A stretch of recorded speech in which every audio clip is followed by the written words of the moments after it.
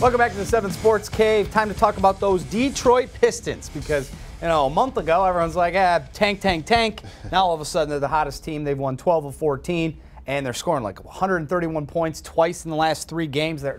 James, what's going on, bud? Culmination of things. First, let's talk about the schedule. It's been very favorable. I mean, if you look at this 12 of 14, 13 of 16, whatever you want to do, there's been 2 games against the Knicks, Cleveland. They got Toronto without Kawhi, but to be fair, Toronto was 13-5 without Kawhi this season, and they beat Toronto in Toronto with Kawhi.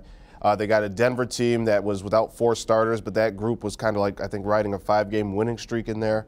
And then you throw in some of the Wizards in there, Atlanta, some of the lower bottom feeder teams in the NBA. But the thing is, it doesn't sound like much of an accomplishment, but if anybody's followed the Pistons for the last couple of years, that's been the issue. They haven't been able to beat the teams that on paper they're supposed to beat. Right. Yeah. And that if you do that alone and then steal a game here, steal a game there, you have this. You have a playoff team. You have some momentum going into the postseason.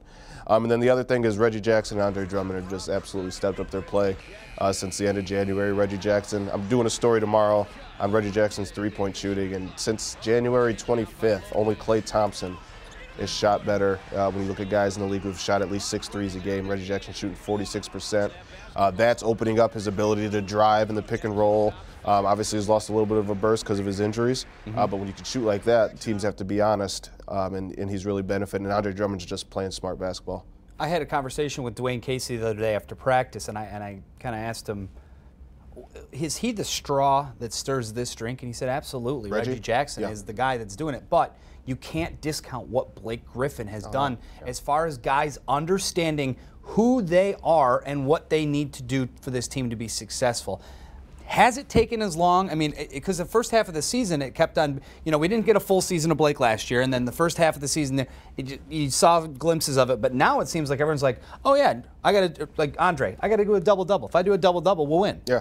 No, seriously, I mean, Blake's presence in regards to not only just his leadership, but his basketball smarts is rubbing off on everybody. And I mean, Detroit, up until I think the end of January, was the worst 3-point shooting team in the league. And when you have a guy like Blake Griffin, you generate a lot of open threes, and actually they were near the top of the league in generating open threes. They just weren't making them. So his presence alone, that's when everybody talks about getting a superstar.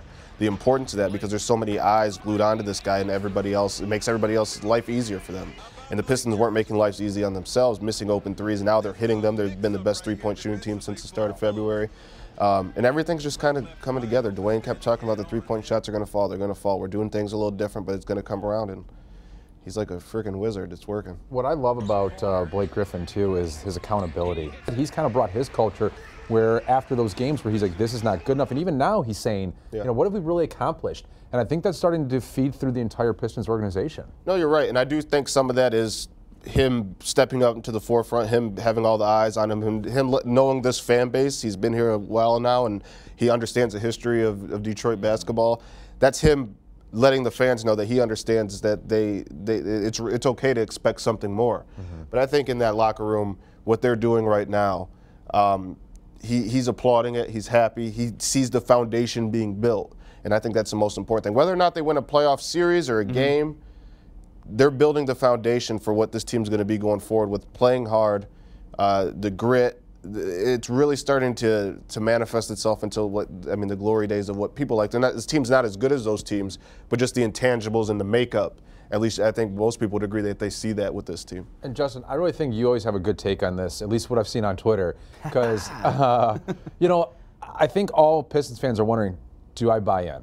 Right. Is it for real? And I think you've always had a good take on this. It's like, just kind of live with it. It is what it is, guys. This is what they are. And I was just about to say, is the 5 seed attainable? Probably not. The 6 seed is probably where you're going to be. And guess what? That's where the Pistons are. So instead of saying, hey, lose for a better draft pick, let's enjoy the run. We've got, what, 20 games or so? 17 games to go. Jump on the bandwagon. There's nothing else really going on. Opening days here, and guess what? The Tigers aren't going to be very good. So just jump on the bandwagon, see how long the Pistons can do it, and just kind of support the local team that's doing the thing for right now. And That's all I can say. If Indiana stays in that 3 seed, I'm not a gambling man. I think Detroit wins that series. All right, gentlemen, thank you so much for your time. I appreciate it. You could read him at The Athletic. You can listen to him, WTKA Radio. And you'll be hearing the next guy on a broadcast tomorrow night down at Motor City Madness. Horizon League Championship coming to Detroit. So we have to come and talk to Neil Rule about it. That's coming up next on 7 Sports Gate. Stay with us.